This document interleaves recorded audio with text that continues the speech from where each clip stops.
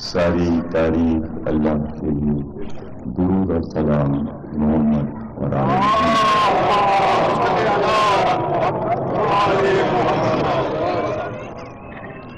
1421 کے عشرہ ثانی کی خیمہ سعادات میں آپ حضرات چوتھی تقریر سماعت فرما رہے ہیں۔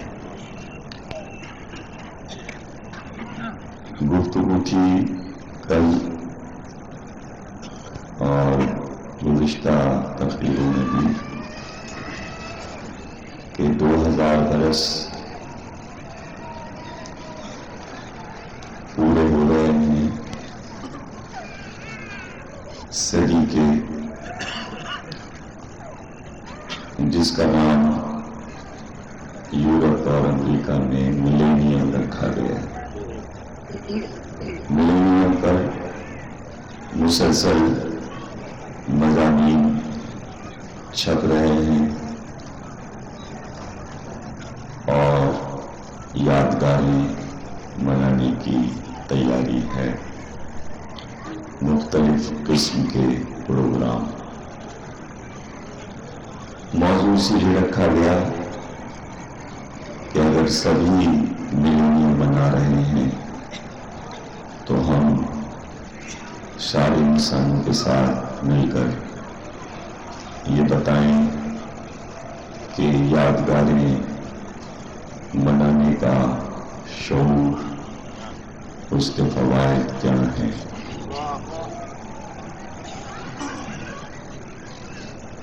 جیسے ہی صدی کا آغاز ہوا اور 2000 کا سال شروع ہوا تو یورپ کے ملکوں نے یہ فیصلہ کیا کہ پوری دنیا کو سب سے اچھا تحفہ کیا پیش کیا جائے اس موقع پر۔ تو فرانس نے اس سلسلے میں اپنی رائے پیش کی اور اس کی رائے کو سب نے پسند کیا۔ اٹلی میں، روم میں عیسائیوں کا سب سے بڑا پادری رہتا ہے جسے پوپ پال کہتے ہیں، جس کی عمر 90 سے زیادہ ہے۔ جس طرح آپ کا عالم ہوتا ہے، اسی طرح عیسائیوں کا پوپ جو اٹلی میں رہتا ہے۔ فرانس نے یہ طے کیا کہ ملینیم کے آغاز پر اٹلی سے پوپ پال نکل کر پوری دنیا کا دورہ کریں اور 2000 برس میں عیسائی چرچ، جس کے فیصلے مانے جاتے تھے اور مانے جاتے ہیں، چرچ کی شریعت نے جو فتوے دیے اس میں جو غلطیاں ہوئی ہیں، پوپ پال تمام دنیا کے انسانوں سے اس کی معافی مانگے۔ وہ بھی ان کا دورہ ٹیلی ویژن پہ مسلسل دکھایا گیا کہ وہ کس کس ملک گئے، اخباروں میں مضامین چھپے اور انہوں نے ایک ایک ملک جا کر تمام قوموں سے اس بات کی معافی مانگی کہ اگر چرچ کی طرف سے کچھ ظلم یہودیوں پر یا مسلمانوں پر ہوئے ہیں، ہم اس کی معافی مانگتے ہیں۔ جو لڑائیاں عیسائی لڑے اور مسلمانوں پر حملہ کیا، اس کی بھی انہوں نے معافی مانگی۔ یہ ملیڈیم سب سے بڑا تحفہ پیش کیا یورپ نے۔ ظاہر ہے کہ وہ ہر ملک میں گئے، مسلمان ملکوں میں بھی گئے، عیسائی ملکوں میں بھی گئے، تو ایک اچھا اقدام ایک بڑی ہستی کے ساتھ چند ملکوں کے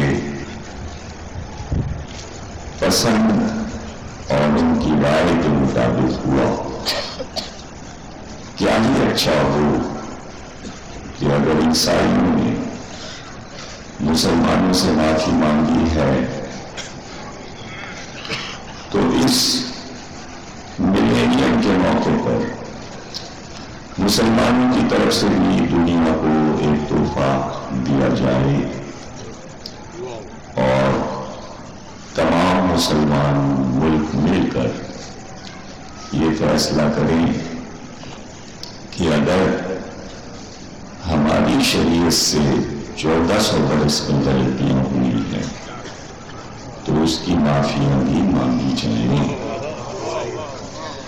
جو فقہ میں غلطیاں کی ہیں اس کی بھی معافی مانگی جائے، اور یہ سب سے اچھا امن کا تحفہ ہوگا۔ اب ہو سکتا ہے کہ مسلمان یہ کہیں کہ ہمارے لیے باعث شرم ہے کہ ہم یہودی اور عیسائیوں سے معافی مانگیں، حالانکہ انہوں نے مسلمانوں سے معافی مانگی۔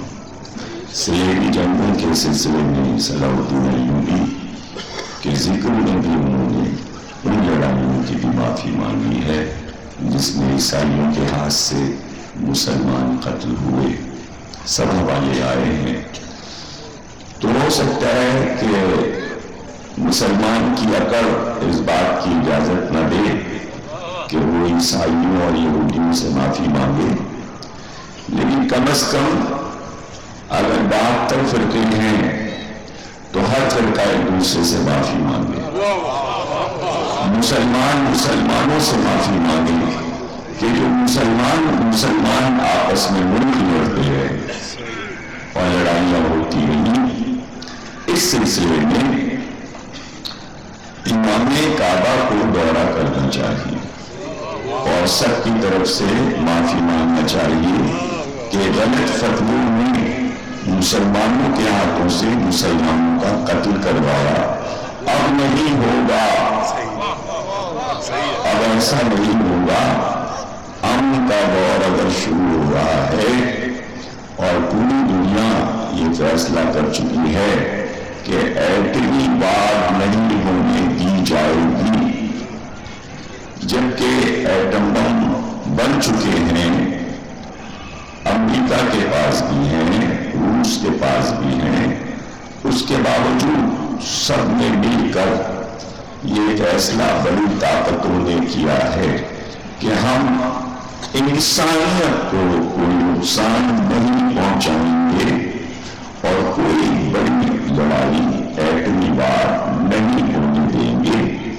چھوٹے ملکوں سے بھی وہ یہ بات کہہ رہے ہیں کہ آپ آپس میں ایسے حالات پیدا نہ کریں کہ ایٹمی وار ہو جائے اور 2-4 ملک سطح ہستی سے مٹ جائیں، جس طرح جاپان میں ناگاساکی پر بن گیا تو کیا تباہی پھیلی۔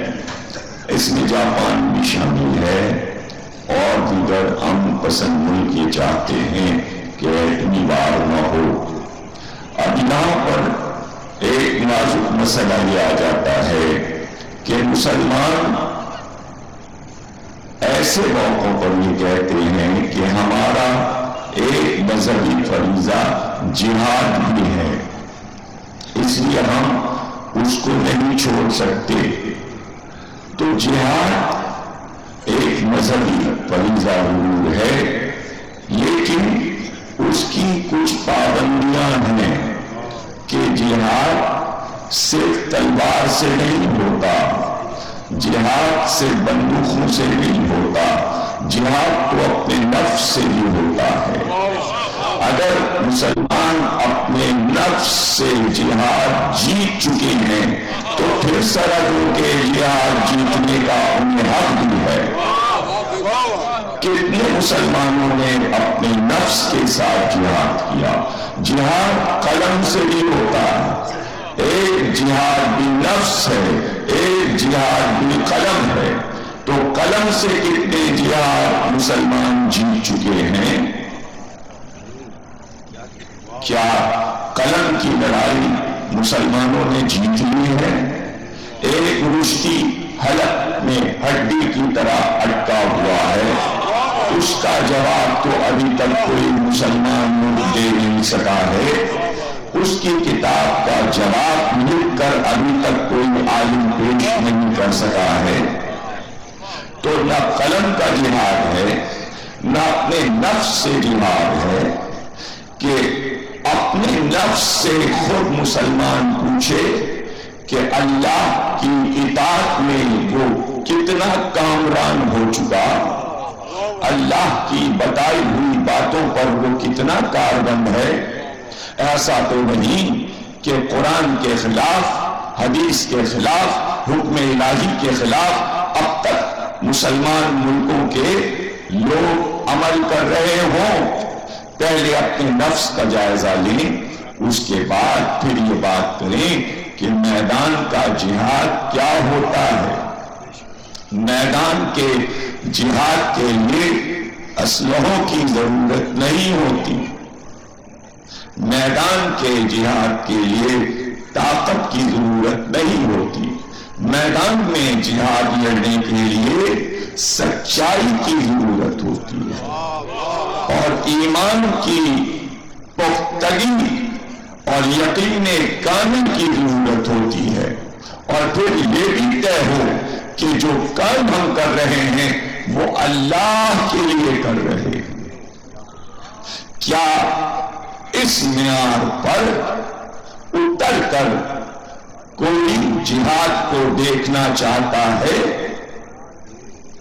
جہاد کو سمجھنے کے لیے پیغمبر کا جہاد سمجھنا پڑے گا، اس لیے کہ اسلام میں جہاد کے معنی یہ نہیں ہے کہ ہم اگر طاقتور ہیں تو کسی ملک پر حملہ کر دیں یا کسی قوم پر حملہ کر دیں۔ جہاد کے معنی ہے اگر دشمن ہم پر حملہ کرے تو ہم دفاع کریں، ہم اپنے دین اور اپنے ایمان کو بچانے کے لیے جد و جہد کریں، اس کا نام جہاد ہے۔ پیغمبر اسلام نے کسی قوم پر، کسی ملک پر کبھی حملہ نہیں کیا۔ جب پیغمبر اسلام پر حملہ ہوا، جب مدینے پر حملہ ہوا، جب اسلام پہ حملہ ہوا، تو پیغمبر اسلام نے اپنا لشکر سجا کر دفاع کے لیے بھیجا کہ انہیں آگے نہ بڑھنے دینا، ایسا نہ ہو کہ یہ کلمہ گو کو قتل کریں اور ظلم کریں۔ پہلے آپ خطبہ دیتے، انہیں سمجھاتے کہ توحید کو مانو، کلمے کو پڑھو، اگر وہ انکار کرتے تب جنگ ہوتی تھی، اور اس میں بھی اصول بنا دیے گئے تھے، اصول بنا دیے گئے تھے کہ جو حملہ ہوتے وقت کلمہ پڑھ لے گا پھر اسے نہیں مارا جائے گا، جس بستی سے اذان کی آواز آئے گی ان لوگوں کو قتل نہیں کیا جائے گا، اس بستی پہ حملہ نہیں ہوگا۔ پہلے ختمی مرتبت کے جہاد کو مسلمان سمجھے تو، اور جہاد لڑنے والے کے اصولوں کو تو سمجھے کہ جہاں علی لشکر کو بھیجتے وقت باقاعدہ تقریر میں یہ کہیں کہ تم جا تو رہے ہو حملہ کرنے، لیکن خیال رکھنا جن بستیوں سے گزرو گے ان بستیوں میں ایسا نہ ہو کہ تیز لشکر لیے چلے جا رہے ہو تو وہاں کے کھیتوں کو رون ڈالو یا باغوں کو برباد کر دو۔ ابھی انہوں نے کھیتی لگائی ہوگی، ابھی پودے نکلے ہوں گے، وہ ان کا رزق ہے، ایسا نہ ہو کہ تمہارے جوتے تمہارے بوٹ ان کھیتوں کو رون ڈالیں، ایسا نہ ہو کہ تم راستے میں اپنے کھانے پینے کی کمی میں گاؤں والوں کو لوٹ لو، ان کا اناج اٹھا لاؤ، ان کے بازار سے زبردستی کوئی سودا لے آؤ۔ خبردار ایسا نہ کرنا، تم بھوکوں مت جانا لیکن راستے کے لوگوں کو لوٹنا نہیں، کسی کی جھوپڑی کو آگ نہ لگا دینا، کسی کے مکان کو پامال نہ کر دینا، اس پہ ہل نہ چلا دینا۔ ایسا نہ ہو کہ تمہارے گھوڑوں کے سموں میں بچے آ جائیں یا عورتیں آ جائیں، جا تو رہے ہو، عورتوں کی توہین نہ ہو، بچوں کا احترام رہے، انسانیت کا احترام رہے۔ جانے کا عمل بتایا، پھر واپسی کا عمل بتایا کہ لڑائی کر کے اگر واپس آ رہے ہو تو مال غنیمت میں تم نے اگر قبضہ کیا ہے، کچھ لوگوں کو قیدی بنایا ہے، تو ان کو باندھ کے نہ لانا، انہیں گھسیٹتے ہوئے نہ لانا، انہیں احترام سے لانا۔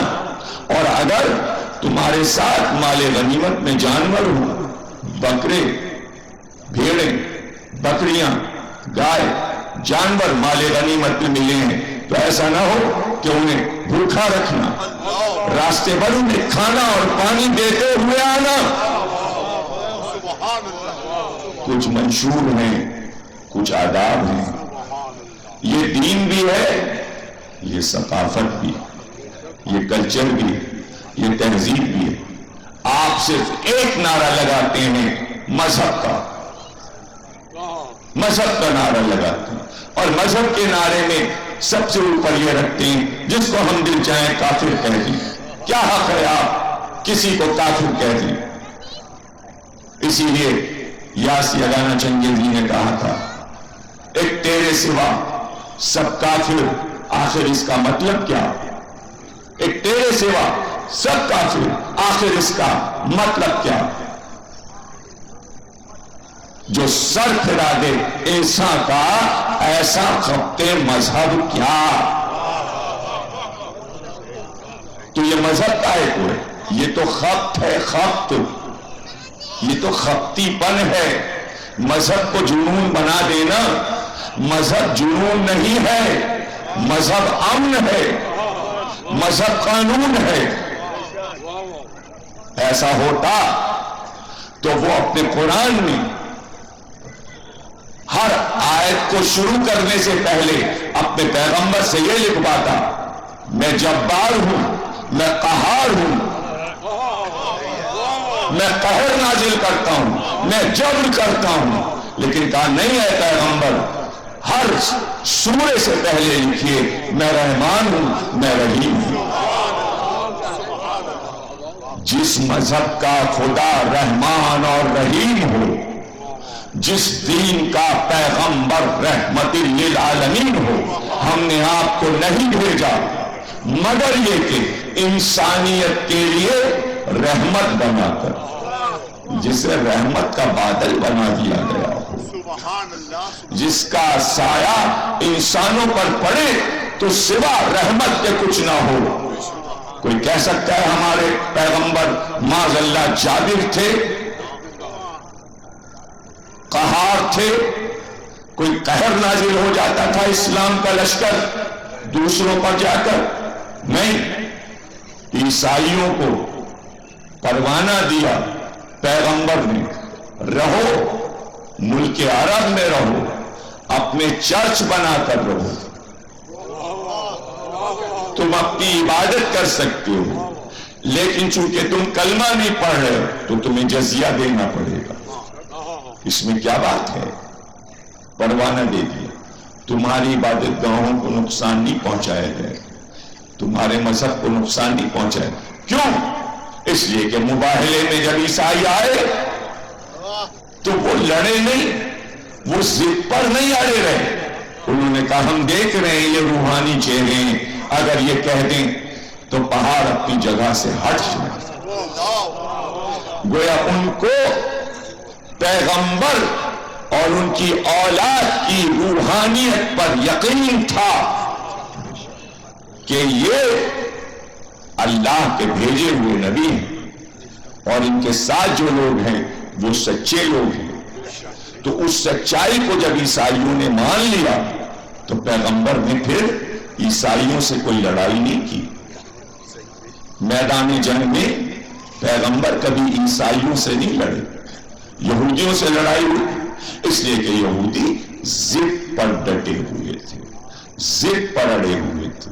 وہ پیغمبر کی روحانیت کے قائل نہیں ہو رہے تھے، اس لیے وہ توحید کو نہیں سمجھ رہے تھے، وہ اسلام کو نہیں سمجھ رہے تھے، اور وہ اسلام کے خلاف مسلسل سازشیں کر رہے تھے. تو پورے اسلام کو اس کے تاریخ کے آئینے میں، قرآن کے آئینے میں، حدیث کے آئینے میں سمجھنا پڑے گا کہ اسلام صرف مذہب نہیں ہے، اس کا ایک حصہ تہذیب ہے، ثقافت ہے، کلچر ہے. بغیر اس کے آپ خالص مذہب کو اگر لے لیں گے تو تہذیب اسلامی کو نہیں سمجھ پائیں گے. اسلام کی اپنی ایک تہذیب ہے، کچھ آداب ہیں، کچھ قواعد ہیں، کچھ اصول ہیں. ہر فرقے کو وہ سمجھنا پڑے گا، اور ہر فرقے میں آداب اسلامی، تہذیب اسلامی الگ الگ نہیں ہے. فقہ ضرور الگ الگ ہے لیکن تہذیب سب کی ایک ہے. بھائی آپ کی تہذیب میں ہے نہیں اپنی ماں کا احترام کرنا ہے، باپ کا احترام کرنا ہے، بزرگوں کا احترام کرنا ہے، استاد کا احترام کرنا ہے. یہ تہذیب اسلامی ہے اور اس میں کسی فرقے میں اختلاف نہیں ہے. ہر مسلمان کو اپنے ماں باپ کا احترام کرنا پڑے گا. تو میں بتا رہا ہوں مذہب میں اختلاف ہو سکتا ہے لیکن کسی فرقے میں آپس میں تہذیب میں اختلاف نہیں ہو سکتا. ہر آدمی، ہر مسلمان جانتا ہے کہ مسلم کے کیا معنی، اسے معلوم. اگر نہیں جانتا تو جانے، سمجھے. اسلام کے معنی سلامتی ہیں، اسلام کے معنی یلغار تو نہیں ہے، اسلام کے معنی کسی کو لوٹ لینا تو نہیں ہے، اسلام کے معنی کسی کو قتل کر دینا تو نہیں ہے. جب آپ اسلام کا دعویٰ کر رہے ہیں تو اسلام کے معنی بھی آپ کو معلوم ہونا چاہیے. اسلام کے معنی میں سر جھکا دینا، دوسروں کی سلامتی چاہنا، اس لیے سلام رکھا گیا. السلام علیکم، ہم تمہارے لیے سلامتی کی دعا کرتے ہیں. جواب دینے والا ضمانت دے کہ ہم تمہاری جان اور مال کے بھی محافظ ہیں، اس لیے سلام کو واجب نہیں رکھا، جواب سلام کو واجب رکھا. کہ جب ایک نے تم پر سلامتی بھیج دی اب تم پر واجب ہو گیا کہ تم اس کے محافظ بن جاؤ. راتوں دن اٹھتے بیٹھتے ہم پاکستان میں ایک دوسرے کو کہیں السلام علیکم اور اس کے بعد بھی جواب میں ہمیں قتل کر دیا جائے تو کیا جنت میں جانے کی یہی پہچان ہے؟ کیا یہی اسلام ہے؟ یہ اسلام نہیں ہے، اسے اسلام نہیں کہیں گے. اسلام کے معنی سلامتی. مسلم کے معنی جب نام پڑ گیا مسلم اور کہہ دیا آپ نے ہم مسلم ہیں تو مسلم کے معنی کیا ہے؟ مسلم کے معنی قرآن نے بیان کی جس کی زبان اور جس کے ہاتھ سے دوسرے کو نقصان نہ پہنچے. مسلم کے کیا معنی ہے؟ نہ آپ ہاتھ سے نقصان پہنچا سکتے ہیں نہ زبان سے. یہ ہے مسلم کے معنی. تو میں نے کیا کہا؟ آپ اپنے نفس سے جہاد کر رہے ہیں یا نہیں؟ اگر آپ اپنے کو مسلم کہہ رہے ہیں تو آپ نے اب تک اپنے ہاتھ سے کتنے لوگوں کو نقصان پہنچایا اور اپنی زبان سے کتنوں کو آپ نے برا بھلا کہا؟ اس کی معافی مانگیے کہ غلطی ہو گئی، ہم مسلم ہیں، ہم اب مسلم رہیں گے. اگر ایسا ہو گیا ہے تو اب مسلم رہیں گے. تو نام کو اگر آپ صرف استعمال کر رہے ہیں کہ اسلام، مسلم، مومن، تو یہ تو سب نام ہیں، عمل کہاں؟ اپنے عمل سے ظاہر کریں۔ تاریخ اٹھائی اور آگ پلٹے، جہاں دل چاہ فتویٰ دے دیا، فلاں شیطان تھا، فلاں غلط مذہب پر تھا، فلاں کافر تھا۔ اسلامی ملک پاکستان اسلامی ملک ہے، ہر مسلم کی فکر کیا ہونا چاہیے، ابھی سارے فرقے یہ طے نہیں کر سکے کہ ہم سوچتے کیا ہیں اور ہم لکھتے کیا ہیں۔ ابھی پرسوں مولانا کمال حیدر صاحب نے ایک کتاب لاہور سے خریدی، مجھے بھی دکھائی۔ کتاب کا نام ہے آپ کے بچوں کا نام، بچوں کا نام کیا رکھیں؟ مصنف لاہور کا ہے، کتاب لاہور سے چھپی ہے۔ وہ لکھ رہا ہے کہ بہت سے فرقے بہت سے نام نہیں رکھتے۔ یہ بحث پوری کتاب میں ہو رہی ہے، 500 صفحے کی کتاب میں یہی بحث ہو رہی ہے کہ صاحب یہ کیا بات ہو گئی کہ اگر حضرت علی کو ابن ملجم نے قتل کر دیا تو آپ اپنے بچے کا نام ابن ملجم ہی نہیں رکھتے، اس میں کیا حرج ہے؟ آپ اپنے بچے کا نام ابن ملجم رکھ سکتے ہیں، عبد الرحمن رکھ سکتے ہیں۔ یہ کیا بات ہے اگر یزید نے حسین کو قتل کر دیا تو آپ اپنے بچے کا نام یزید نہیں رکھ سکتے؟ تو اس نے لکھا میں نے اپنے بیٹے کا نام یزید حسین رکھا ہے، اور آپ کو بھی اپنے بچوں کا نام یزید رکھنا چاہیے۔ یہ کتاب اسلامی ملک میں چھپی ہے اور بک رہی ہے۔ کیا بتایا جا رہا ہے کہ مطلب کچھ ناموں سے کچھ لوگ الرجک ہیں، نہیں رکھتے۔ اس کو آپ یوں کیوں نہیں سوچتے کہ خاندان رسالت کے ناموں سے اچھے کوئی نام نہیں ہیں؟ تو جب اچھے نام ہیں اور لوگ شیعہ، سنی، وہابی، اہل حدیث، بریلوی سب اپنے نام علی کے نام پہ رکھتے ہیں، حسن کے نام پہ رکھتے ہیں، حسین کے نام پہ، تو ان کو اس طرف سے ہٹا کر یہ کہنا کہ آپ بچوں کا نام یزید رکھیے، یہ کیا فکر ہے اسلامی ملک کی؟ یہ کیا سوچ ہے؟ تو اب اس کے جواب میں ہم کچھ کہیں یا نہ کہیں؟ بھائی جب ایسی بات چھپے گی تو ہم جواب میں کیا کہیں گے؟ ہم جواب میں کہیں گے تو اپنے بچے کا نام اللہ تجھے اور بیٹے دے، یزید نام رکھ لیا، اب اور بیٹے ہوں تو اس کا نام نمرود رکھ لینا، فرعون رکھ لینا، شداد رکھ لینا، ابو جہل رکھ لینا، اور بیٹے ہو جائیں، ایک کا نام ابلیس رکھ لینا، ایک کا نام شیطان رکھ لینا، ایک کا نام مردود رکھ لینا۔ یہ بھی تو نام ہے نا، یہ بھی تو سارے نام ہیں۔ تو کہیں تو نے احتیاط کی نہ ناموں سے؟ تو اپنے بیٹے کا نام فرعون نہیں رکھے گا، تو اپنے بیٹے کا نام نمرود نہیں رکھے گا، تو اپنے بیٹے کا نام شیطان نہیں رکھے گا، الو نام رکھ لے، گدھا نام رکھ لے، احمق نام رکھ لے، چوغد نام رکھ لے، لغت بھری پڑی ہے، جتنے چاہے نام رکھ لے۔ تو کہیں تو احتیاط کرے گا، تو کہے گا نہیں میں اپنے بچے کا نام گدھا نہیں رکھوں گا۔ تو جب تو اپنے بچے کا نام گدھا نہیں رکھے گا تو ہم اپنے بچے کا نام یزید کیسے رکھ سکتے ہیں؟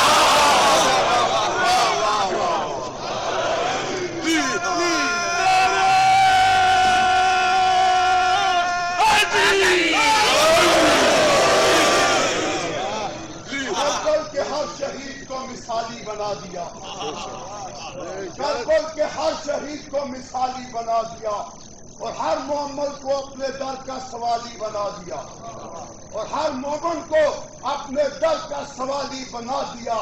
کافر بھی نام بچے کا رکھتے نہیں عزیز،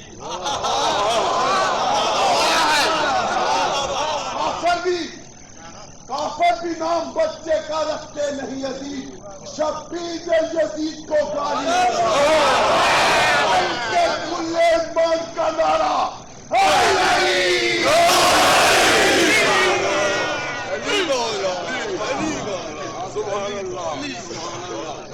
پیغمبر ہمارے ارشاد فرماتے ہیں کہ اپنے بچوں کے نام اچھے نام رکھو تاکہ اچھے ناموں کا اثر پڑے۔ اگر آپ یزید نام رکھ رہے ہیں بیٹے کا تو وہ کام کیا کرے گا؟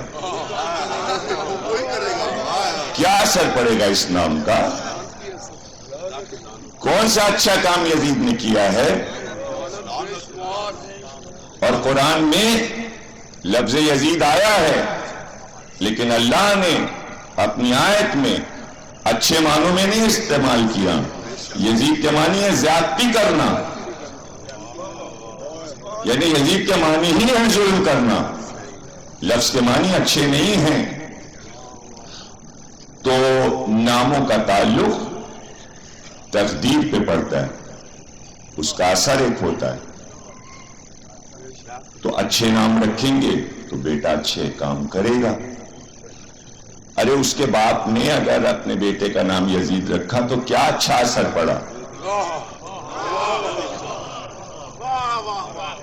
آپ خود بتائیے، کوئی اچھا سا نام رکھ دیتا اگر بیٹے کا تو شاید کوئی نیکی کر جاتا، لیکن اس نے اپنی زندگی میں کوئی نیکی کی ہی نہیں۔ نام رکھنا بچوں کے نام رکھنا مذہب بھی ہے، تہذیب بھی۔ آپ صرف مذہب سمجھ رہے ہیں، تہذیب نہیں سمجھ رہے۔ ہم ان تقریروں میں آپ کو مذہب کے ساتھ کلچر، ادب اور ثقافت بھی سمجھا رہے ہیں، جس سے مسلمان دور ہٹ چکے ہیں۔ مذہبی نعرہ تو سب لگا رہے ہیں، تہذیب اسلامی کسی کو یاد نہیں۔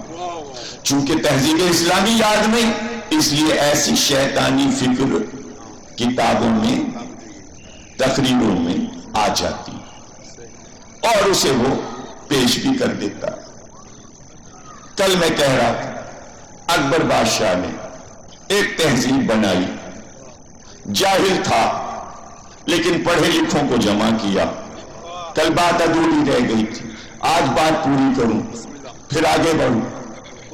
اس نے ایک تہذیب بنائی، وہ تہذیب کافی عرصے جاری اور ساری رہی۔ اسی تہذیب نے ہم کو ایک زبان دی، اس زبان کا نام اردو ہے۔ تو اس تہذیب کے کچھ اثرات تو آج بھی باقی ہیں۔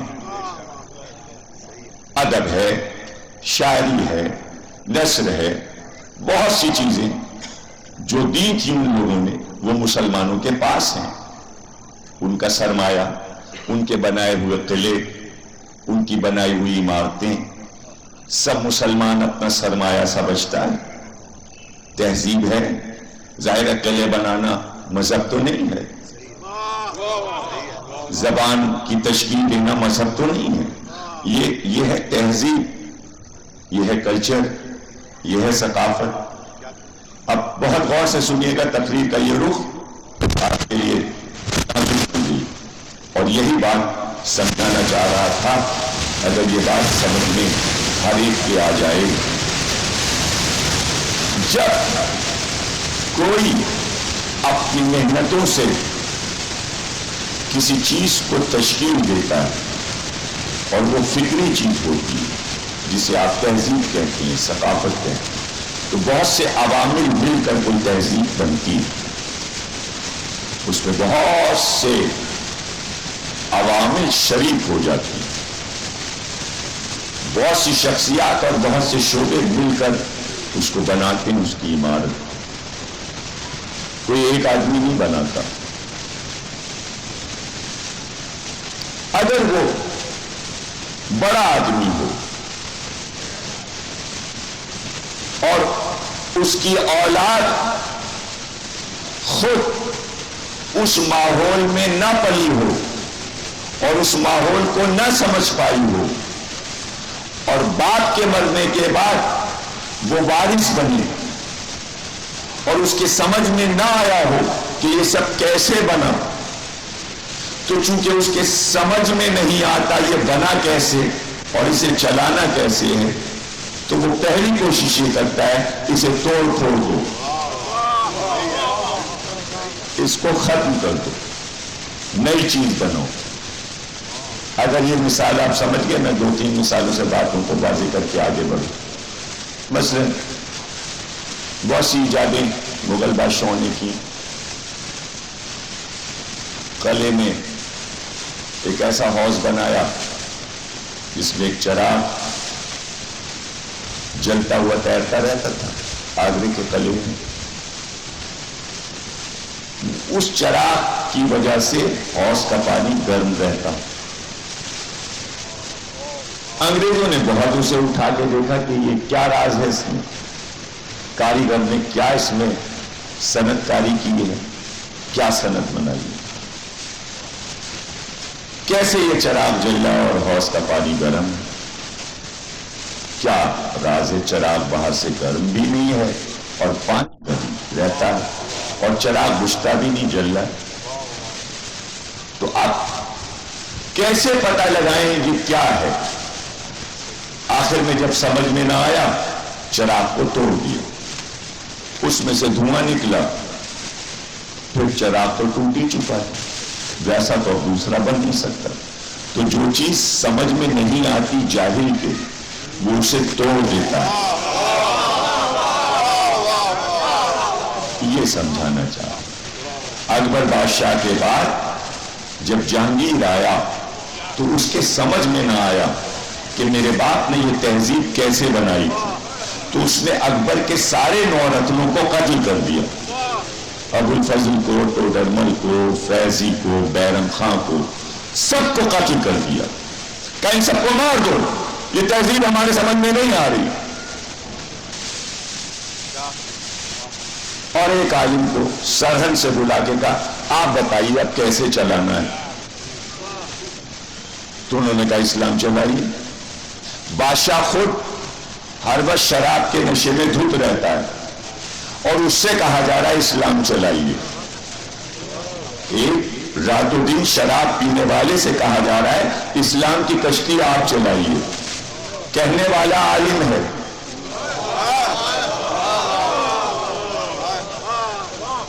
دیکھیے اکبر یہ چاہتا تھا کہ ایک ایسا ترقی پسند اسلام ہو جس میں اتنی گنجائش ہو کہ بار بار قدم قدم پہ فتوے نہ لگیں۔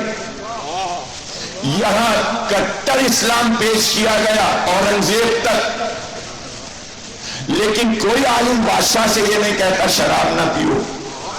یہ کیسا اسلام ہے؟ یہ کون سا اسلام ہے کہ ملک میں یہ فتویٰ کبھی نہیں آتا ہیروئن نہ بیچو، ہیروئن کے پودوں کو آگ لگا دو، نئی نسل کو تباہ نہ کرو، سرحد سے باہر ہیروئن نہ جائے، اس پہ فتویٰ نہیں آتا۔ فتویٰ اس پہ آتا ہے ماتم کرنا بدعت، زنجیر لگانا بدعت، گھوڑا نکالنا بدعت۔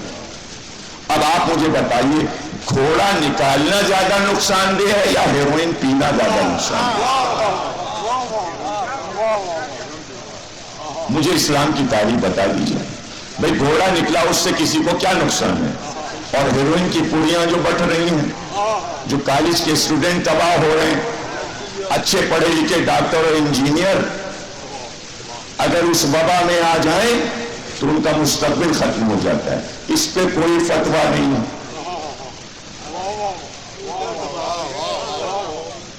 کہیں ایسا تو نہیں کہ فتویٰ دینے والے خود ہی نہ بیچ رہے ہیں؟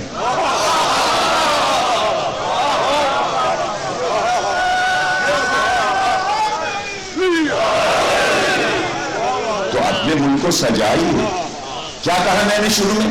اپنے نفس سے جہاد کیجیے۔ اپنے نفس سے جہاد کرنے کے لیے پہلی منزل یہ ہوتی ہے ہمیں دولت مند نہیں بننا، اور جب یہ سوچ کر انسان آئے گا کہ ہمیں راتوں رات دولت مند بننا ہے تو وہ ہر ذرائع استعمال کرے گا جو اسلام کے خلاف ہے۔ اسلام کہتا ہے رزق کماؤ تو حلال کماؤ، ورنہ نہیں کماؤ۔ غربت میں زندگی گزار دینا کوئی بے عزتی نہیں ہے۔ اگر زمانے کی آسائشیں ہمارے ایک ساتھی کے پاس ہیں تو ہم دیکھ کر یہ خواہش کریں کہ یہ سب ہمارے پاس بھی ہو جائے، تو اس کے معنی آپ اسلام پہ عمل نہیں کر رہے ہیں، آپ نقل کر رہے ہیں، یعنی آپ کا معاشرہ نقلی ہے، نقل کر رہے ہیں۔ تو جب آپ نقل کر رہے ہیں تو بدعت نہیں ہو رہا، نقل کرنا بدعت نہیں ہو رہا، اس لیے کہ جب یہاں نقل ہو جاتی ہے تو بدعت ہو جاتا ہے۔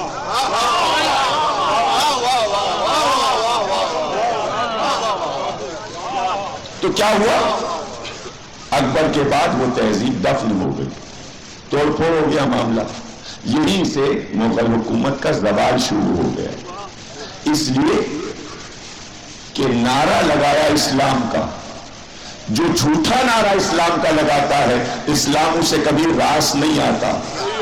پاکستان کی پوری تاریخ گواہ ہے، جب کبھی بھی نام لیا گیا اسلام کا اور کام کچھ اور ہوا تو ہمیشہ ملک کو نقصان پہنچا۔ اس لیے صدق دل کے ساتھ پہلے تو اسلام کو سمجھیں کہ اسلام کیا ہے، اسلام کیا ہے۔ پیغمبر نے پورے اسلام کو سمیٹا اور سمیٹ کر ایک جگہ کر کے بتایا کہ میں تمہیں بہت آسانی سے سمجھا رہا ہوں کہ اسلام کیا ہے، اسلام کیا ہے۔ پورے اسلام کو سمیٹا کہ یہ بکھرا ہوا اسلام تمہارے سمجھ میں نہیں آئے گا، لشکروں سے اسلام سمجھ میں نہیں آئے گا، کتابوں سے اسلام سمجھ میں نہیں آئے گا، بلکہ اعلان کیا آج کل ایمان کل کفر کے مقابل جا رہا ہے۔ پورے اسلام اور ایمان کو سمیٹ کر ایک ہستی علی میں کہ بس علی کو دیکھو تو اسلام سمجھ میں آئے گا، علی پورا اسلام ہے۔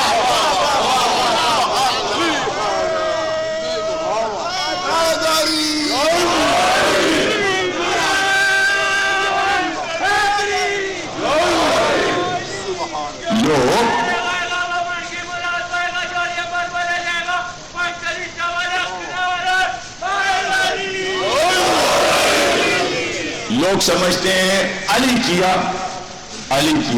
تو علی علی کہنے سے کسی کی توہین ہو رہی ہے یا علی کو بڑھا دیا، نہیں۔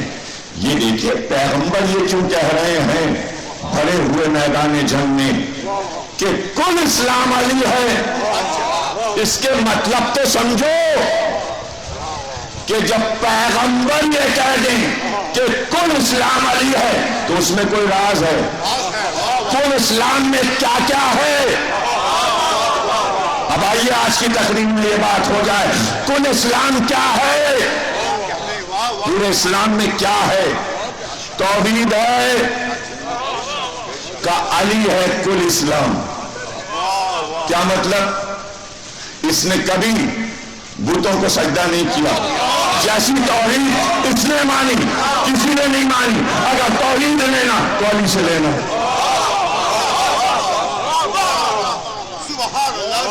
اسلام کل اسلام میں کیا ہے؟ توحید، عدل، جیسا عادل علی ہے ایسا عادل کائنات میں کوئی نہیں۔ عدل کرنا تو علی کو دیکھ کر، کل عدل اس میں ہے۔ توحید، عدل، نبوت اسلام میں کیا کیا میں بتا رہا ہوں، توحید ہے، عدل ہے، نبوت ہے۔ علی کل اسلام، علی سے سیکھنا کہ نبوت کا احترام اور اطاعت کیسے ہوتی ہے۔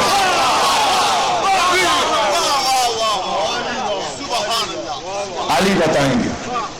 اگر تم بھول جانا کہ نبی کی اطاعت کیا ہے تو علی سے پوچھنا۔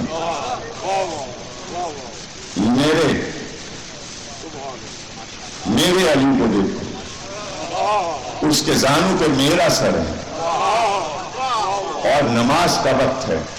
علی بتا رہا ہے اطاعت نبوت کیا ہے.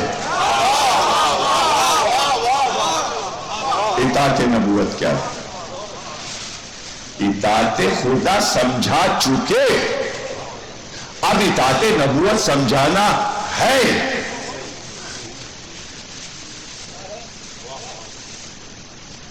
تو ڈھل جائے وقت. سورج کا پابند نہیں ہے علی.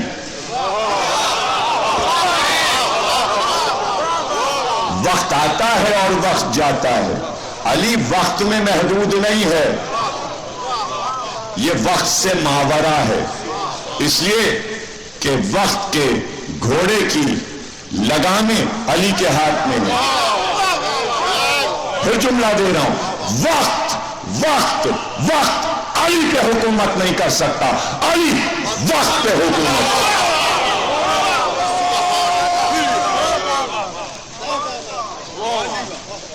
یہ سورج کیا مشکل ہے اس کے لیے سورج کو پلٹا دیں.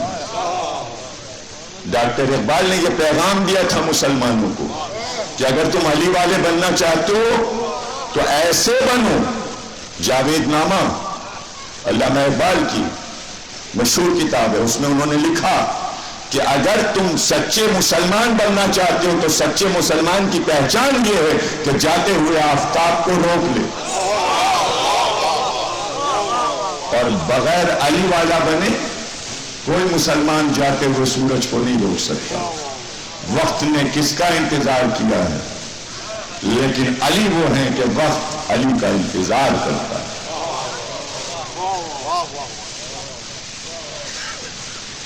کوڑا ہاتھ میں لے کر کوفے کے بازار میں ایک ایک دکان اور مکان اور مجمع اور بھیڑ کے سامنے رک کر کوڑے کو ہلاتے تازیانی کو اور کہتے خبردار، آدم سے لے کر عیسیٰ تک اسلام ہے علی. ہر نبی کی عصمت کو علی نے محفوظ کیا ہے. جہاں سنا کہ کسی نے غلط تفسیر کی، آدم کے وقار کو گھٹایا یا نوح کے وقار کو گھٹایا یا ابراہیم کے وقار کو گھٹایا یا حضرت عیسیٰ کے وقار کو گھٹایا یا حضرت موسیٰ کے وقار کو گھٹایا، علی اٹھ کر کھڑے ہو گئے کہ تفسیر مجھ سے سنو، کسی نبی کی توہین نہ کرنا. توحید، عدل، نبوت، امامت کل اسلام. اگر امامت کو سمجھنا ہے تو علی کو دیکھنا. امام تمہارا کیسا ہونا چاہیے؟ علی ہے امام. اب امام تو تم لاکھوں بناؤ گے، حدیث کا امام، فقہ کا امام، ہر مسجد کا امام. لیکن یاد رکھنا، اگر اتنا بڑا ٹائٹل اپنے لیے لے رہے ہو لفظ امام کا، تو امام کیسا ہونا چاہیے؟ نبی نے بتایا. علی کو دیکھنا کہ امام کیسا ہوتا ہے. امام ایسا ہوتا ہے کہ اس کے سامنے شربت آئے تو وہ پوچھے میرے قاتل کو شربت پلا دیا یا نہیں. یہ ہے امام. امام انتقام نہیں لیتا. امام اعلان کرتا ہے اس نے مجھے ایک ضرب ماری ہے، حسن ایک ضرب مارنا، دو نہیں. یہ ہے امام. امامت قیامت پیغمبر نے فرمایا میں اور قیامت دونوں ہاتھوں کی انگلیوں کو جوڑا اور کہا یوں دونوں ساتھ ساتھ جا رہے ہیں. اسی کو یوں کہتے ہیں. اور یہی باتیں سمجھانے کے لیے بڑی مشکل منزلیں ہوتی ہیں، اور ہر جلسے میں یہ باتیں نہ کوئی سمجھا سکتا ہے نہ سمجھنے والے ہیں. پیغمبر نے کہا، مسلم اور بخاری کی حدیث ہے، ترمذی میں بھی ہے، تمام اہل سنت کے امام نے لکھا کہ پیغمبر نے اپنی دونوں انگلیوں کو جوڑا اور کہا میں اور قیامت یوں دونوں ساتھ ساتھ ہیں. کیا مطلب ہے؟ یعنی ایک دن آنے والا ہے جب تمہیں زندہ کر کے پروردگار کے سامنے پیش کیا جائے گا تو تم کہاں راہ فرار اختیار کر سکتے ہو. اور میں ساتھ ہوں، یعنی قیامت کے میدان میں میں ہوں گا. میری اطاعت میں فرق نہ ہے، میرا سامنا کرنا ہے قیامت کے دن. تو کل اسلام علی، توحید سے قیامت تک سب علی میں. قیامت کیسے سمجھ میں آئے اگر علی نہ ہو؟ یا علی، قیامت میں میں اور تم دو پروردگار کی بارگاہ میں سب سے پہلے اٹھیں گے. سمجھیا کیوں کہا کل اسلام علی؟ سب کچھ اس میں ہے. یہ امام مبین ہے، یہ مکمل کتاب ہے. اسی لیے قرآن کے ساتھ علی کو چھوڑا ہے. علی کے علاوہ تمہیں کوئی قرآن سمجھا نہیں سکتا. اور اکثر میں نے پچھلی کبھی تقریروں میں یہ بات کہی ہے کہ دو علم ایسے ہیں اسلام کے کہ سوا علی کے کوئی دوسرا زبان نہیں کھول سکا. اور اب تک 1400 برس کے بعد بھی ایک جملہ کوئی نہیں بول سکتا. دو علم ایسے ہیں کہ کوئی دنیا کا انسان بڑے سے بڑا فلسفی اور پڑھا لکھا کیوں نہ ہو، دو علم ایسے ہیں جن پہ زبان نہیں کھول سکتا، کچھ نہیں بول سکتا سوا علی کے. ایک علم توحید، ایک علم قیامت. کوئی بول کے دکھا دے سوا علی کے. جب قیامت کو دیکھا ہی نہیں تو بولے گا کوئی کیا؟ بس کتاب بکتی رہے قیامت کا منظر، قیامت کا منظر. خریدتے رہیے. قیامت کا منظر علی نے دکھایا اور بتایا کہ قیامت میں ہوگا کیا، قیامت ہے کیا، قیامت کے معنی کیا ہیں. اور اگر قیامت پر یقین ہے، قیامت کے بغیر توحید سمجھ میں نہیں آتی، توحید کے بغیر قیامت سمجھ میں نہیں آتی. ماد اور مبدا، آغاز اور انجام کو جب تک ملاؤ نا کوئی علم سمجھ میں نہیں آتا. اس لیے علی سب سے زیادہ توحید پر بولے یا قیامت پر بولے. ایک موضوع ہے ناسٹراڈامس کی پیشین گوئیاں اخباروں میں چھپنا اور ہے کہ جو تک بندی ہے اس کی شاعری ہے، اس پہ بڑا زور ہے اخبارات کا. اور علی صدیوں کی کہانی سنا کر گئے ہیں تو کوئی اخبار نہیں چھاپتا. کیوں نہیں چھاپتا؟ اس لیے کہ علم سمجھ میں کسی کے نہیں آتا. جہل پسند دنیا علم کیا سمجھے؟ علی کے جملے کا وزن کوئی نہیں اٹھا سکتا تو لکھے گا کیا؟ تو ان سے پوچھ لو جو علی کا علم سمجھ رہے ہیں اور سمجھا رہے ہیں. پوری قیامت تک کی کہانی سن، یہ ہوگا، یہ ہوگا، یہ ہوگا، یہ ہوگا. ذرا سے نجومی پیشین گوئی کرتا ہے جنتری میں، ہم بڑی دلچسپی سے کہانی پڑھنے لگتی ہیں. ارے علی نے ایک ایک زمین کا پتہ بتا دیا کہ آخر وقت میں کون سا ملک کس پہ حملہ کرے گا، کون سا ملک کس پر فتح پائے گا. پورا نقشہ بنا کے گئے ہیں علی. نقشہ بتا دیا کس ملک کا کیا انجام ہونے والا ہے. چونکہ ابھی کچھ ہوا نہیں قیامت کے قریب کا، اس لیے یقین کرنا مشکل ہے. لیکن جو باتیں علی بتا گئے اور وہ ہو چکی، اسے تو دوہراؤ، اسے تو دوہراؤ. جنگ جمل میں مروان گرفتار ہوا، رسی سے باندھ کر اس کو لائے قمبر، رسی سے باندھ کر قیدیوں میں تھا، بھگوڑا تھا، باندھ کے علی کے سامنے پیش کیا گیا. علی نے چہرہ دیکھا، کہا قمبر رسیاں کھول دو، اس کو جانے دو. میں دیکھ رہا ہوں کہ یہ خود بادشاہ بنا ہے اور اس کے 6 بیٹے بادشاہ بنیں گے.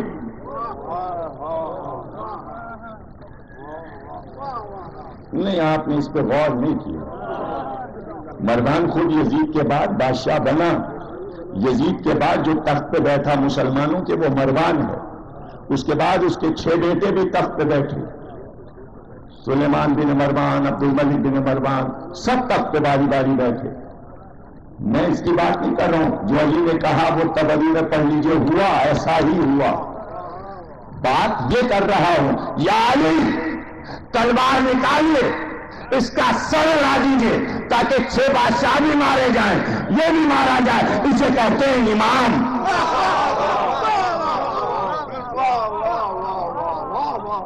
چھوڑ دیا، جانے دو۔ کیوں جانے دو؟ یہاں پہ آپ بحث کر سکتے ہیں کہ جو معاشرے میں تہذیب کے لیے نقصان دہ ہو رہا تھا علی نے اسے چھوڑا کیوں؟ اگر علی مار دیتے تو دنیا کہتی عادل نہیں ہے۔ اس نے تو کوئی اقدام ایسا کیا نہیں تھا، علی نے کس بات کی سزا دی؟ پہلی بات۔ دوسری بات یہ چھوڑ کر بتایا کہ کبھی کبھی ایسے انسانوں کو اللہ معاشرے میں چھوڑتا ہے مسلمانوں کے امتحان کے لیے۔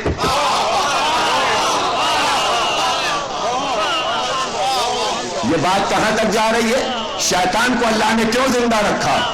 اللہ شیطان کو اب بھی مار سکتا ہے، مگر کیوں زندہ ہے؟ تاکہ مسلمانوں کا امتحان لیا جائے کہ اللہ کی طرف ہو یا شیطان کی طرف ہو۔ شیطان اسی لیے آزاد گھوم رہا ہے، اللہ نے آزاد چھوڑا ہوا ہے۔ اللہ آزماتا ہے، ہم بلا رہے ہیں اپنی جنت میں، نعمت ہم دے رہے ہیں، رزق ہم دے رہے ہیں، بیٹا ہم دے رہے ہیں، اولاد ہم دے رہے ہیں، کام سارے شیطان کے کر رہے ہو۔ جو وہ کہتا جاتا ہے وہ کرتے جاتے ہو، وعدے ہم کر رہے ہیں، کام اس کا کر رہے ہو۔ اس لیے چھوڑا ہوا ہے اللہ نے شیطان کو معاشرے میں، تاکہ کلمہ پڑھنے والوں کا امتحان لے کہ کس گروپ میں تم جاتے ہو۔ تو مولا علی بھی امتحان کی منزل پر اللہ کا ہی کام کر رہے۔ تو توحید کو سمجھیے، قیامت کو سمجھیے۔ فرو کل اسلام علی، اول نماز۔ کوئی اٹھے گا عالم اسلام میں محدث اٹھ کر یہ کہے کہ کسی نے علی سے زیادہ نماز پڑھی؟ کوئی بتائے، کسی کا نام لے۔ صرف نمازیں پڑھتے رہنا کام نہیں ہے، برستے تیروں میں نماز پڑھنا، اور صرف نماز پڑھنا کام نہیں ہے، اصل کام ہے نماز کو قائم کرنا۔ علی نے نماز پڑھی بھی اور نماز کو قائم بھی کیا۔ روزہ، ایسا روزہ رکھا کہ سورہ دہر اللہ نے مدح میں سورہ اتار دیا۔ تو اب علی کے روزے کے برابر کیا کسی کا روزہ ہو سکتا؟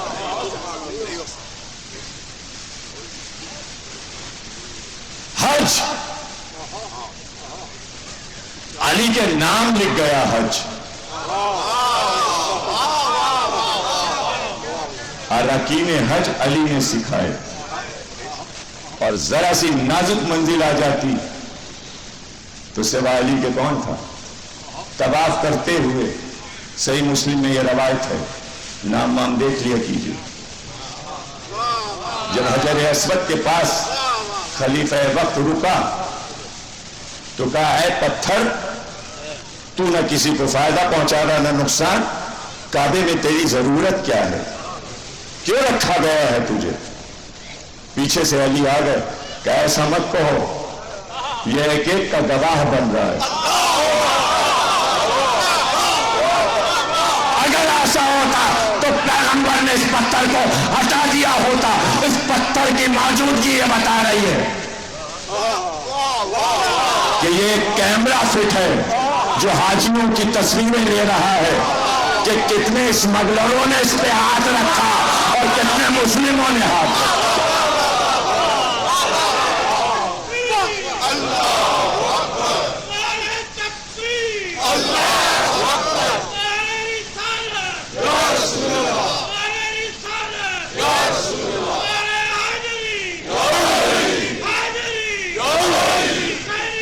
زندہ باد، زندہ باد، زندہ باد،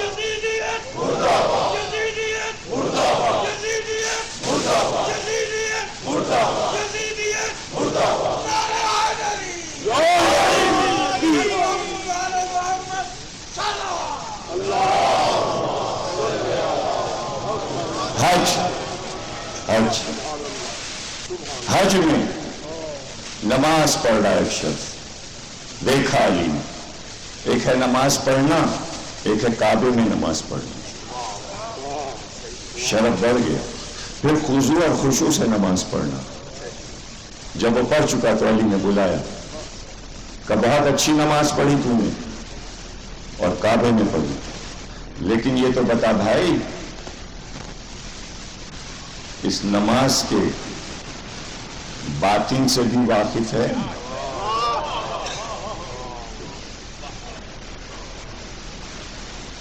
کیا نماز کا بھی باطن ہوتا ہے؟ اب تک پڑھ رہا تھا، کتنے پڑھ رہے ہیں؟ کروڑوں مسلمان نماز پڑھ رہے ہیں، صرف پڑھ رہے ہیں۔ علی نے کہا کیا نماز کا بھی باطن ہوتا ہے؟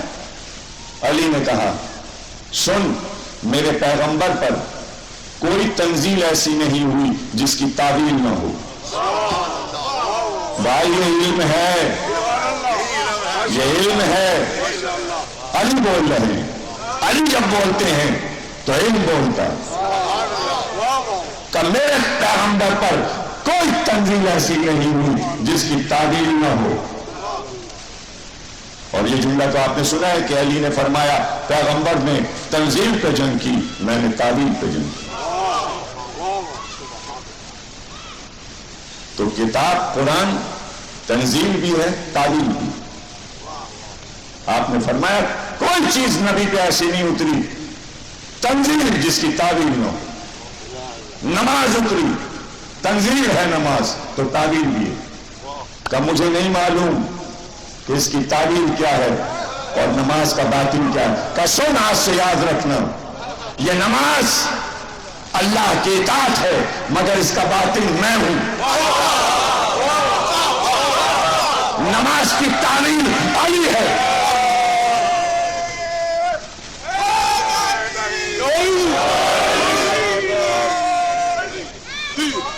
اگر میں نہیں، باطن نہیں تو ظاہر بیکار۔ نماز کا باطن علی، کل اسلام ہے علی، اس پہ ابھی تک بحث ہو رہی ہے اور ختم نہیں ہوئی۔ کل اسلام علی ہے، پیغمبر نے کیوں کہا؟ اس سیرت میں سب کچھ ہے۔ زکوٰۃ دیکھیں میں کیسے اصول اور فروع سمجھاتا ہوا، ایک علی نے، صرف علی نے۔ میں فقہ کی کتابیں آپ کے سامنے نہیں کھولنا، ضرورت ہی نہیں، علی کو دیکھتے جاؤ اور اصول اور فقہ سمجھتے جاؤ۔ سارا فروع، سارا اصول علی نے۔ زکوٰۃ دنیا عمل کرے، توجہ، نماز پڑھے، روزہ رکھے، حج کرے، زکوٰۃ دے، کرتا رہے۔ علی جب وہی عمل کرتے ہیں تو آیتیں اترتی ہیں، مدح کرتی ہیں۔ نماز پڑھیں تو آیت اترے، روزہ رکھیں تو سورہ اترے، حج کریں تو آیت آ جائے اکملت لکم دینکم واتممت علیکم نعمتی۔ علی کا حج بھی تو سمجھو، علی حج کر لیں تو دین کامل ہو جائے، اس لیے کہ کامل اسلام علی۔ زکوٰۃ نہ معلوم کتنوں نے زکوٰۃ دی ہوگی، لیکن جب علی نے زکوٰۃ دی تو آیت اتری، جو حالت رکوع میں زکوٰۃ دے دی۔ پکارنے والا مانگ رہا تھا مسجد میں، سب نے سنا ہو یا نہ سنا ہو مجھے نہیں معلوم۔ امام راضی نے بڑی یہاں پر بحث کی کہ بھائی جو نماز پڑھ رہا ہو وہ کسی کی آواز کیسے سنے گا؟ سب کو بچا تو دیا نا، بچ گئے سے بھائی سب اللہ کی طرف لو لگائے کہ فقیر کی صدا کسی نے نہیں سنی۔ فقیر بھی عجیب تھا، اس کو یہ تک نہیں معلوم تھا کہ نماز کا اصول کیا، کہیں نماز پڑھتے میں کسی کو پکارا جاتا ہے؟ یہ فقیر کا زیادہ، اس کو یہ پتہ نہیں تھا کہ سب نماز پڑھنے تیری سنے گا کون؟ نہیں، جان کے بھیجا گیا ہے فقیر، نماز پڑھتے میں بھیجا گیا ہے۔ کیوں بھیجا گیا ہے؟ یہی تو سمجھنے کی بات۔ کہا کیا اس نے؟ کہا کیا؟ اللہ کی راہ میں مجھے کچھ دے دو، کچھ نہ ملا تو یہ کہتا چلا تیرے گھر میں مانگ رہا تھا، خالی ہاتھ چلا۔ بات کس پہ آ رہی تھی؟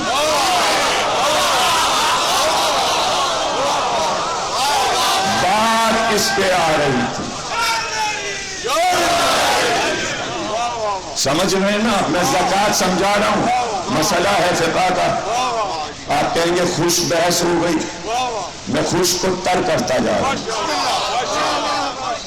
اور بغیر علی سب خشکی ہی خشک ہے۔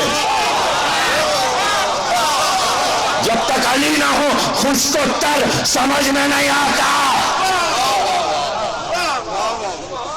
ہوگی زکوٰۃ خشک، تر بنا دیا کم از کم فقیر کے لیے علی نے۔ جسے ملتی ہے زکوٰۃ وہ تو تر ہو ہی جاتا ہے۔ اب دینے والا خوش ہو گیا ہے تو مجھے نہیں معلوم، حالانکہ اسے خوش نہیں ہونا چاہیے، اسے بھی تر ہو جانا چاہیے کہ دیا ہے تو وہاں پہنچی۔ ایک زکوٰۃ پہ کتنی محنتیں ہوئی ہیں پاکستان میں، کم از کم 10 برس تک تو، اور پھر وہ اصول اب تک ٹوٹا نہیں۔ کچھ ایسا بنا کہ بینک میں ہی کٹ جاتی ہے، اور جن کے پاس زیادہ ہیں نوٹ وہ زیادہ بچتی، کم والے تو خیر اتنا نہیں۔ اجی صاحب ہمارا کیا ہے، 50,000 پڑیں کتنا کاٹیں گے، اب کون فارم دے؟ لیکن جن کے کروڑوں ہیں وہ زیادہ فکر مند رہتے ہیں، اس لیے کہ کروڑوں میں سے لاکھوں نکلے گی، لاکھوں میں دم نکلا ہوا۔ 50,000 والے کا کتنا نکل جائے گا؟ 2-2.5 روپیہ، جانے دیجیے 2-2.5 لیکن جس کے پاس 10 لاکھ ہے اس کا دم نکلا ہوا، کافی رقم نکل جائے گی۔ تو اب پیسے کے معاملے میں فقہ گئی، اما بھر کو فارم شیعوں کی زکوٰۃ تو کٹتی نہیں ہے، شیعوں والا فارم لاؤ اور بھر دو تاکہ لاکھوں تو بچ جائیں، تو کہیں کہیں شیعت لاکھوں سے بچاتی ہے۔ بہت سے لوگوں نے بھرے ہوئے، پکڑے بھی گئے، اجی آپ نے یہ فارم کیوں دیا؟ یہ ہوا ہے، کیسز ہوئی، کٹتی ہے زکوٰۃ۔ قرآن میں اللہ زکوٰۃ کو مضبوط کرنا چاہتا ہے، تو اس کا ایک نمونہ پیش کرنا چاہتا ہے کہ ایک آیت ہم اتاریں، تو مجھے نہیں معلوم کہ فقیر خود اس نے بھجوایا یا کہاں سے آیا، لیکن اصولوں سے واقف تھا فقیر، کہ آ کے مسجد میں پکار دیا اور سب رکوع میں تھے، واپس یہ کہتا چلا تیرے گھر سے نا امید جا رہا ہوں، کچھ نہیں کسی نے دیا، تیرے گھر سے بھی کچھ نہیں ملتا۔ یہ تو کل اسلام رسوا ہو رہا تھا اس وقت فقیر کے ایک جملے پر، اور فقیروں کا مزاج آپ کو معلوم ہے، جب نہ دو تو کیا کیا کہہ کے جاتے ہیں، کیا کیا بڑبڑاتے ہیں، تجربوں سے آپ گزرے ہوئے ہیں، تو فقیر سے سب ڈرتے ہیں، اما بھائی دے دو اس کو، جانے کیا کہہ دے۔ اب مسجد میں آ گئے اور دیکھیے حملہ سب پہ کیا ہے، یعنی آواز میں نے دے دی، کوئی بھی دے، کوئی بھی دے۔ چلا جب یہ کہتا چلا کہ تیرے گھر سے واپس آ رہا ہوں،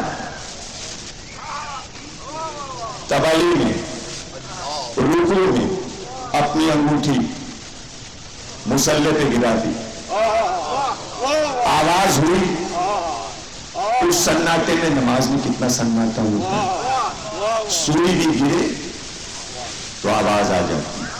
اچھا جب اس کی آنکھیں بھی لگی ہوں اور دانت بھی لگے ہوں، توجہ اس کی ادھر تھی، کیا ملتا ہے؟ دیکھیں یہ جملہ کہہ کر بھی وہ مایوس نہیں ہوا تھا کہ تیرے گھر سے मायूस वापस जा रहा हूं। गोया ये शिकवा था।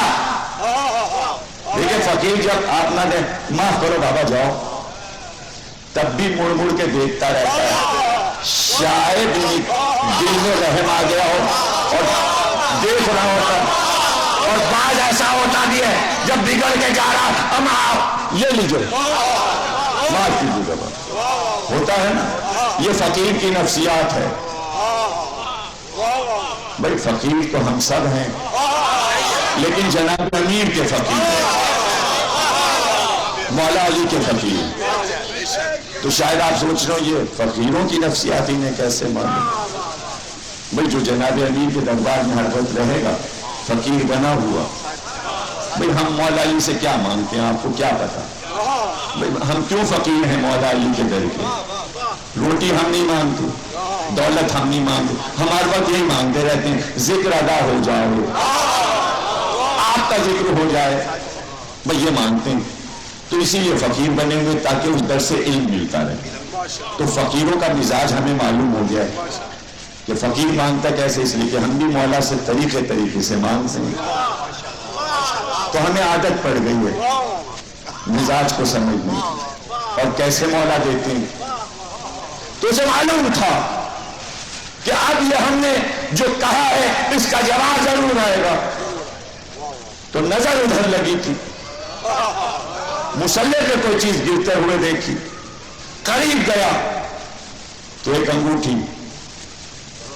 काहे की ऐसे ही फकीर को नजर आ गई। एक नग ऐसा है कि जो दूर से चमकता है, उसे कहते हैं याकूत, याकूते सुर्ख, इसे शबचराग भी कहते हैं। क्यों? इसलिए कि अंधेरे में चमकता है। अगर कहीं सन्नाटे में अंधेरे में याकूत पड़ा हो तो रोशनी देता। अंगूठी थी याकूत की, चमकी, गया, उठाया, लेके चला गया। नमाज खत्म हुई तो लोगों ने कहा पैगंबर आप तो एक नई आयत पढ़ने लगे। आयत उसी वक्त रुकू में नबी पे उतर गए, अभी अमल हुआ है। जिब्रील आ गए, कई आयत पढ़ी है जो हालत रुकू में अल्लाह की राह में ज़कात देते, अल्लाह वली नबी वली और वली वली, अली वली नहीं काम है, वली वली, अल्लाह वली नबी वली वली वली। आयत आ गई, लोगों ने कहा अली ने रुकू में ज़कात दी इसलिए ये आयत उतरी। इसे कहते हैं आया विलायत, इसे कहते हैं आया विलायत। लोग कहते हैं विलायत अली क्या है? ये है विलायत अली। विलायत के क्या मानी कोई बताएगा? विलायत के क्या मानी? हुकूमत, एक जवाब आया। अब इसी पे रहिएगा।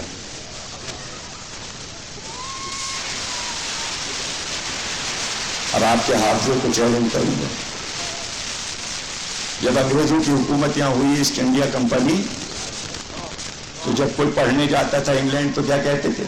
अजी विलायत से पढ़ के आए।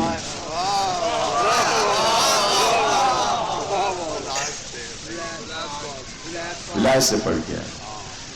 अंग्रेजों ने मुसलमानों से यह कहलवा लिया था कि तुम्हारी विलायत हम हैं, यानी तुम्हारी हुकूमत हम हैं। नहीं समझे? एक आवाज आई विलायत के मानी हुकूमत, आई ना आवाज। अगर कोई इससे इनकार करे कि विलायत के मानी हुकूमत नहीं है, तो ईस्ट इंडिया कंपनी को मुसलमानों ने विलायत क्यों कहा? यह है दलील। देखिए आवाज आई थी, दलील मैंने दे दी कि हाँ विलायत के मानी हुकूमत है। आज तक लोग कहते हैं इंग्लैंड को, बरतानिया को विलायत। निकाल दिया अंग्रेजों को, असर से हट गए, पुरानी गुलामी नहीं गई। विलायत विलायत पलट है, ولایت سے پڑھ کے آئے، ہم ولایت جا رہے ہیں، ہے نا ابھی تک کاغذات پہ ولایت لکھا ہوا ہے، نہیں غور کیا آپ؟ علی کی ولایت کو چھوڑا تو عیسائیوں کی ولایت کو ماننا پڑا۔ اگر غدیر میں ولایت علی کو مان لیتے تو مشرک کو ولایت نہ کہنا پڑتا۔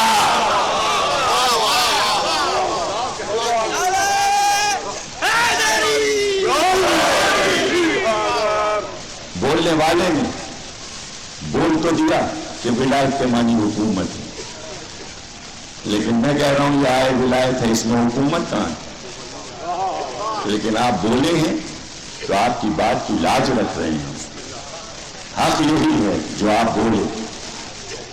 بظاہر زکوٰۃ دی ہے رکوع میں اور آیت نے تعریف کی، لیکن مسئلہ ہے ولایت کا، اور وہ سمجھا رہا ہوں مسلمانوں کی کتابوں سے۔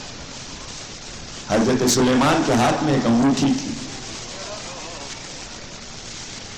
اللہ سے کہا تھا مجھے ملک عظیم دے دے، پوری دنیا پہ حکومت دے دے۔ اس انگوٹھی کے ذریعے حکومت کر رہے تھے حضرت سلیمان، اور قصص الانبیاء میں بڑی تفصیل سے تمام فرقوں کے علماء نے لکھا کہ ایک دن ایک جن آیا اور اس کو یہ معلوم ہو گیا تھا کہ حضرت سلیمان حکومت اس انگوٹھی سے کرتے ہیں، تو سوتے میں وہ انگوٹھی چرا لے گئے۔ اس روایت کو ہم نہیں مانتے، لیکن سنائے گئے ہیں، کتاب میں لکھی۔ 350 سال اس انگوٹھی کے ذریعے اس نے سلیمان کو قید رکھا اور اس انگوٹھی کے ذریعے حکومت کرتا رہا۔ مسلمانوں نے ثابت یہ کیا کہ حضرت سلیمان کی حکومت اس انگوٹھی پر تھی، وہ انگوٹھی یاقوت سرخ کی تھی۔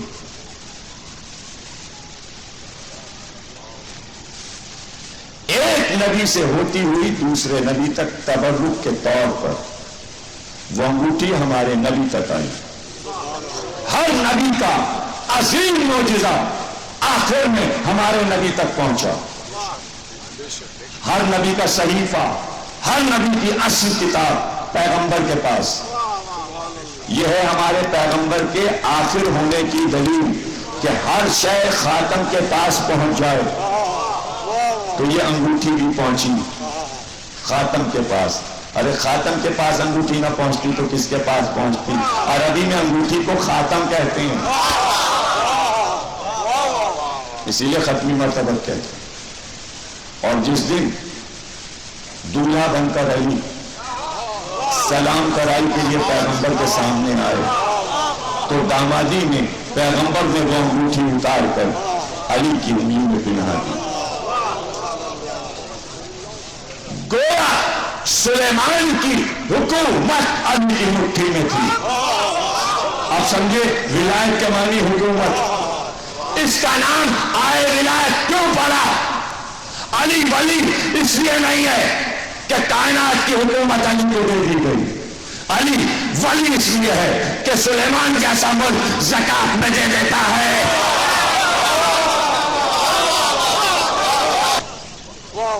سلیمان نے مانگا تھا تو ملا، یہاں فقیر نے مانگا تو علی دے۔ جو علی یہ بتانا چاہتے تھے علی کی حکومت انگوٹھیوں پہ نہیں چلتی۔ لے جائے فقیر، کہاں غائب ہو گیا؟ کیسا فقیر تھا کہ یاقوت سرخ لے کے کہاں غائب ہو گیا؟ اور اگر کہیں بازار میں بیچا تھا تو کہیں تو میوزیم میں انگوٹھی ہونی چاہیے۔ آپ یہ سوچ رہے ہوں گے فقیر کون تھا؟ فقیر کون؟ فقیر بڑا سمجھدار تھا، وہی چیز لینے آیا تھا، ورنہ نماز میں زکوٰۃ کا سوال نہ کرتا، خیرات کا سوال نہ کرتا۔ امام راضی نے کہا نماز میں کوئی کیسے بولتا اور توجہ کہیں کسی طرف کیسے جاتی؟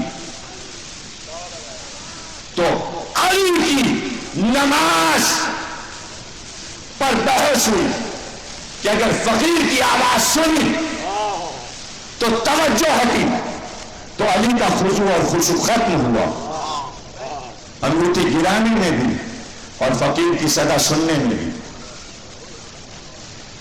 لیکن یہ ولایت علی ہے، اس نے کہا یہ تھا تجھ سے مانگ رہا ہوں، ان سے نہیں مانگ رہا، تیرے گھر میں مانگ رہا ہوں، تیرے گھر سے جا رہا ہوں۔ فقیر کی صدا وہاں پہنچتی ہے جہاں کے لیے طلب ہوتی ہے۔ علی نماز میں ہمیشہ یہاں نہیں ہوتے تھے، وہاں ہوتے تھے۔ فقیر کی صدا وہاں پہنچی، علی نے وہاں سنا، یہاں نہیں سنا۔ اور علی نے یہ بھی بتا دیا کہ جتنی صدائیں اس کی بارگاہ میں جا رہی ہیں وہ سب میں سن رہا ہوں۔ آپ سمجھے؟ صدا جاتی وہاں ہے، پروردگار بیٹا دے دے، دیتے علی ہیں، پروردگار رزق دے دے، دیتے علی ہیں۔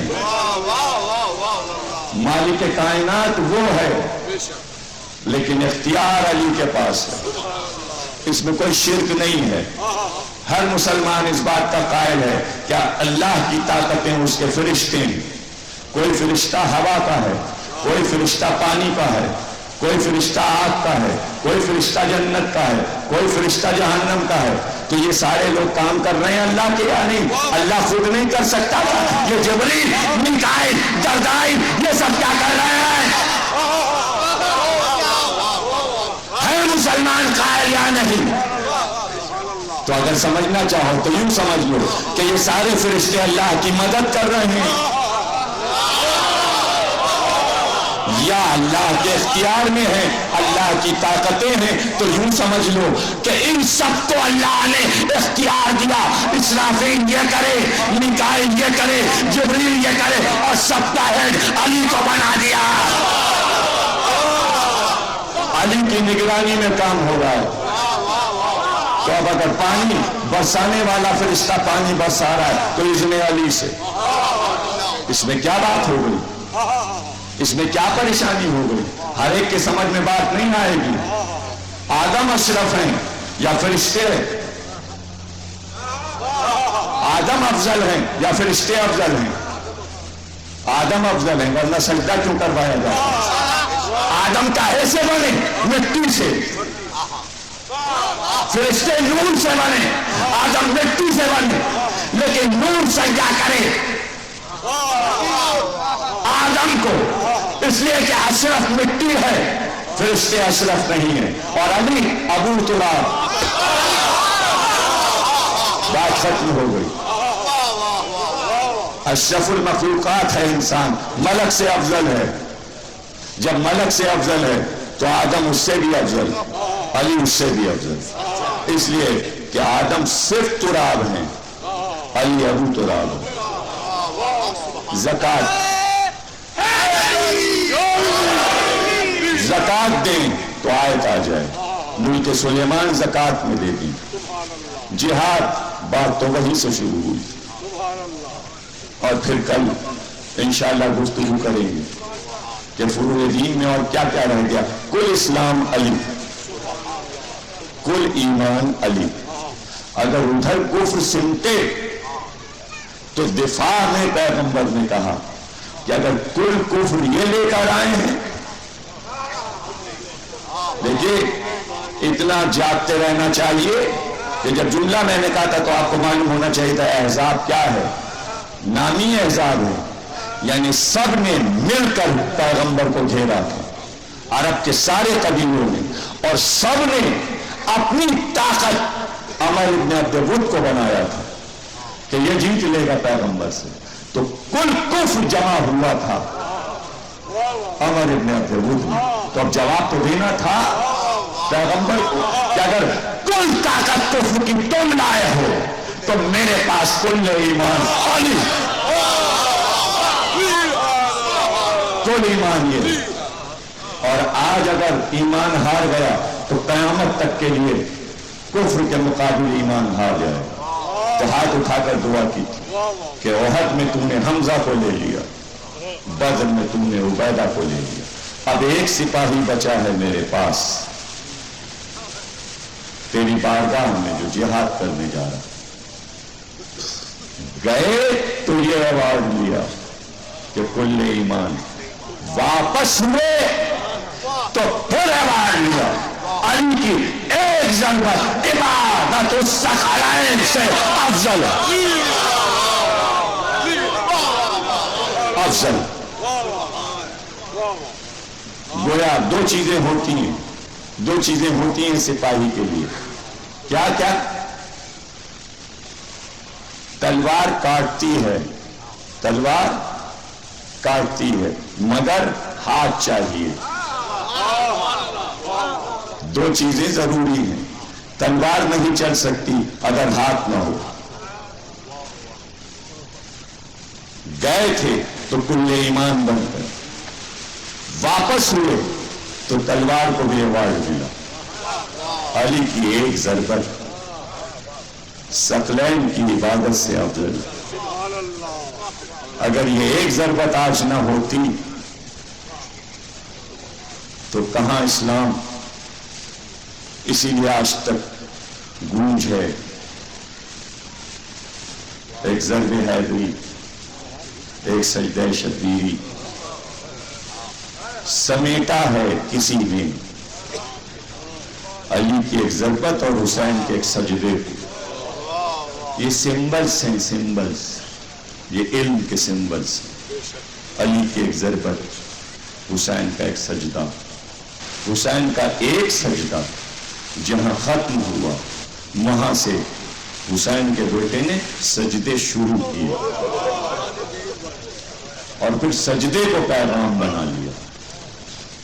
اتنے سجدے، شام و کوفہ کے بازار میں سجدے، قید خانے میں سجدے، کوئی نعمت آئے تو سجدہ، دو مسلمانوں میں صلح کرائی تو سجدہ، درختوں میں پھل آئے تو سجدہ، ایک ایک باغ کے پھر میں پھلتے تو مصلی بچھا کر 2 رکعت نماز پڑھتے۔ 1,00,000 حبشی غلام تھے سید الساجدین کے پاس، 1,00,000 حبشی غلام، رجسٹر میں نام لکھے جاتے، ان کی حاضری ہوتی، اور جب کوئی خطا کرتا تو اسے معاف کر دیتے، جا تجھے راہ خدا نے آزاد کیا، یہ اس کی سزا ہوتی۔ حالانکہ غلام کی آزادی عرب میں بہت بڑا پروانہ، لیکن وہ یہ کہتا کہ آپ کے پاس سے آزاد ہو کر کہاں جائیں، آپ کے پاس سے آزاد ہو کر۔ ہر غلام خدمت میں حاضر رہتا، باغبانی میں حاضر رہتا، سجدے اور پھر خاندان کی پرورش، لیکن اس شان سے زندگی گزاری کہ یزید سے لے کر یزید کے بعد تک کتنے بادشاہ آئے، لیکن ایک بھی زین العابدین سے یہ نہ کہہ سکا میری بیعت کر لو، مسئلہ بیعت ختم ہو گیا۔ حد یہ ہے کہ وہ حشم تھا زین العابدین کا کہ جب یزید نے شہر نبی مدینے پہ حملہ کروایا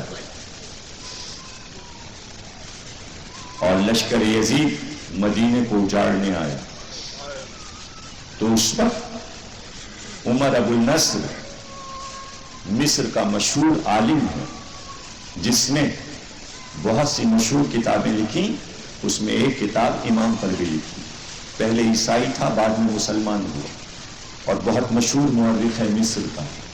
وہ جملہ لکھتا ہے کہ جب مدینے پہ حملہ ہوا تو پورے مدینے کے مسلمان اپنے گھروں سے نکل کے یوں بھاگ رہے تھے جیسے باز نے کبوتروں کی ٹکڑیوں پہ حملہ کیا، اور کبوتر بھاگ رہے ہیں پریشان ہو کر اور شکرے اس کا پیچھا کر رہے ہیں، لیکن سب کا رخ زین العابدین کے گھر کی طرف تھا، اور ہر ایک مدنی پکار رہا تھا آپ کی بارگاہ میں امن مل سکتا ہے۔